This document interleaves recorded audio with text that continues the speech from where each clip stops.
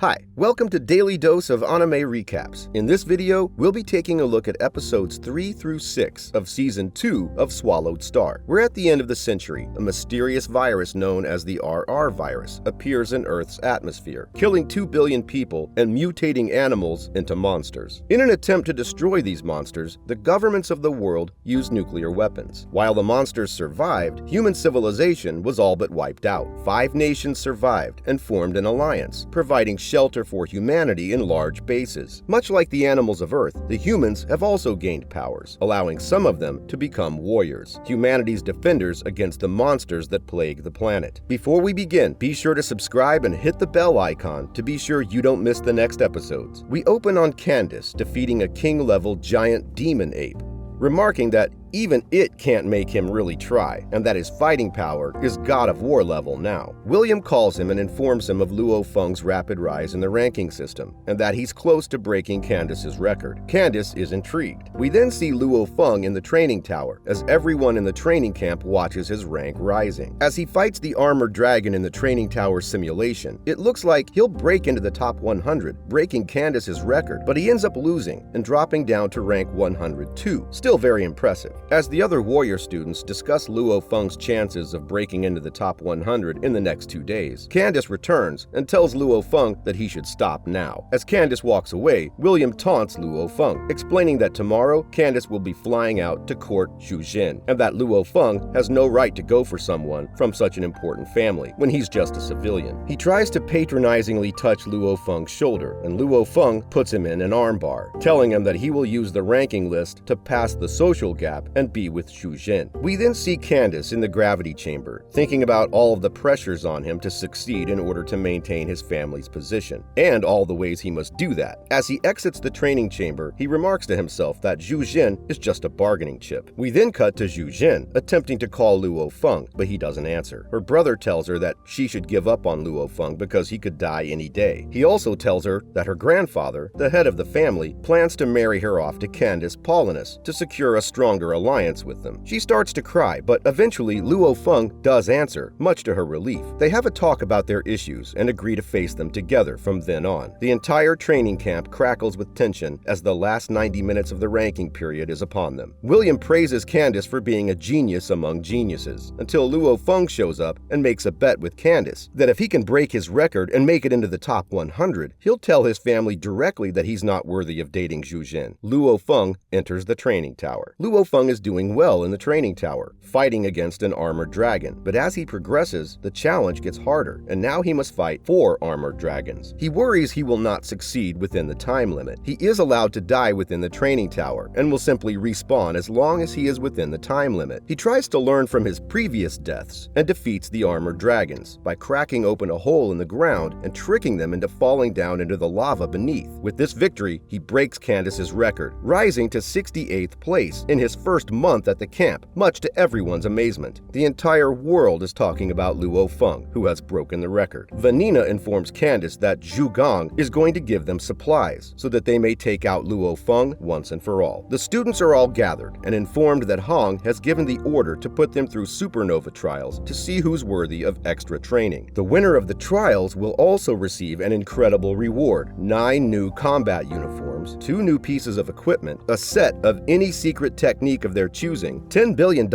and a vial of dragon blood that can increase their power 2 levels. The trial will be held in 2 parts: one-on-one fights, where each win is worth 1 point, and then the top 16 will participate in a one-on-one elimination tournament. We then get a montage of Luo Feng defeating student after student in the tournament. We then see Luo Feng face off against Zhao Ruo. She warns him that he'd better not hold back, and they begin to fight. He puts up a good fight, but she's faster, and her knife skills are better than his are. She uses the terrain, in this case a city simulation, to her advantage. She sends 2 trucks colliding into him and wins their match. As they exit their match, she praises him for how fast he's grown, but her mood goes from its usual peppy to slightly aghast as the second part of the tournament's matchups are announced, and Candace is her opponent. Candace and Zhao Ruo begin to fight, and Candace effortlessly begins dodging her attacks, dealing casual blows to her that take her off her feet. Zhao Ruo is not giving up and attacks Candace with everything she has, sending knives, trees, and kicks at him as she attempts to outspeed him with the same agility that had bested Luo Fung. While her attacks are fierce, he begins to up his attack strength with a smile on his face. She is completely outmatched, and he defeats her. Janet begins openly flirting with Luo Fung in front of Candace, claiming she'll be cheering for him if they face off in the final match. Candace seems unfazed by this, and Luo Fung tells her he wants nothing to do with the weird games they are playing with one another. Xingkong finds Luo Fung pushing himself to train and tells him that his skills and strength are no match for Candace. He claims he'll make up for it with his spirit powers, and she takes him down quickly, informing him that he's only really used those powers on monsters and that he's inexperienced in combat with humans. She tells him she knows a way to break through their power gap, but it will be difficult. He'll have to master the fourth Thundering Saber technique. We are treated to another montage of Candace and Luo Fung winning all of their matches until they are left to fight one another in the finals. The night before the fight, Luo Fung has still not mastered the fourth level of the 9 Thundering Sabers technique. We then cut to Vanina Paulinus telling Candace that her hacker can hack into the security system and make the pain levels in the virtual fight higher so that Luo Fung's real-life nervous system is affected, and Candace can defeat him. Candace says she shouldn't do that, since the real life or death situation will be after the trials, when the students go to the southern continent to fight dangerous monsters. He tells her that if she wants to strike at Luo Fung, that's the time to do it. He also says that he intends to beat Luo Fung so that his family name can be unquestionably honored. Candace goes on to tell her that he knows she loves him, but that he wants to win by his own strength, and that her coddling of her son may be what made him overestimate himself and get murdered to begin with. Enraged, she ends the call. The next day, tension builds as the students discuss Luo Fung's chances of winning. Luo Fung and Candace silently size one another up and enter the virtual reality chairs. Vanina proclaims to her husband that she doesn't care what Candace wants, and that her hackers have hacked the system anyway, and that during the ideal time, she'll activate it, rendering Luo Fung unable to fight. The battle begins, and while neither lands a decisive blow on the other, Luo Fung is clearly at a disadvantage. Candace finally lands a devastating kick to Luo Fung's gut, sending him through several structures. The fight continues, and it is readily apparent that Candace is not trying very hard in this fight. Luo Fung begins using his spirit powers to perform moves he would not be able to do normally, like walking on the side of buildings. Candace can do the same thing using perfect bodily movements to somewhat counter gravity. The fight begins to even out until Candace's use of perfect bodily movements allows him to not only use the building, but also Luo Fung's body to get the advantage once again. Vanina's hack hits at this moment, and Luo Fung is struck with pain, distracting him. Candace slices off his arm, and everyone notices something is wrong. Candace is angered by his aunt's meddling and throws down his sword, waiting for the hack to pass, as it's only active for 30 seconds. He puts his hand behind his back once Luo Fung stands, intending to continue the fight with no advantage. Luo Fung goes on the offensive, using his spirit powers to their full effect by sending rubble at Candace, but Candace can use the rubble just as effectively. As Candace begins to take the lead once more, Luo Fung masters the 4th level of the 9 Thundering Saber and wins the fight. When Luo Fung exits his virtual reality chair, Candace is already gone. He finds him sitting on the antler of the dragon statue and throws a can of soda to him, telling him that he's the first opponent he respects from the bottom of his heart. Candace warns him that he should not expect mercy in his next life or death battle, and leaves. Zhu Xin is informed that because of Luo Feng's victory, she won't have to marry Candace. She mentally thanks him for getting her out of her burdens and hopes that he got the charm that she sent him for good luck when he goes to the southern continent to fight the dangerous monsters. Luo Feng orders higher quality knives as part of his reward for winning. He's surprised to see that Zhang Fang and Instructor Yang are the warriors delivering his reward to him, and they explain that with a reward of this value, the security is very high, and so warriors of their caliber are needed to deliver it. Along with his powerful new knives, Luo Feng also receives the dragon blood. He applies it to his chest and gasps as he's racked with pain. His spirit powers fly out of control, sending objects flying up to the ceiling and suspending droplets of water in the air. He passes out and wakes up the next day, sore but invigorated, on the floor. He decides he needs to test his punching power, now that the dragon's blood has boosted his system, and finds that it is 2.5 times higher than the day before. He's now a junior god of war, and once he kills 2 god-level monsters, he'll officially be considered a god of war. Now that the tournament is over, the students will be going to the southern continent to hunt dangerous monsters. We see Vanina Paulinus' husband declare that it doesn't matter how much much stronger Luo Fung has gotten, since he'll not be able to get any stronger, since he plans to deal with Luo Fung himself, and will be ambushing him when he takes his trip to the southern continent. Vanina tells him that she'll arrange for some strong people to go with him as well, so that they can be sure Luo Fung is crushed. Back at the training camp, Luo Fung smiles into the distance, because he feels confident that no matter what dangers lie ahead, he'll be able to deal with them with his newfound strength.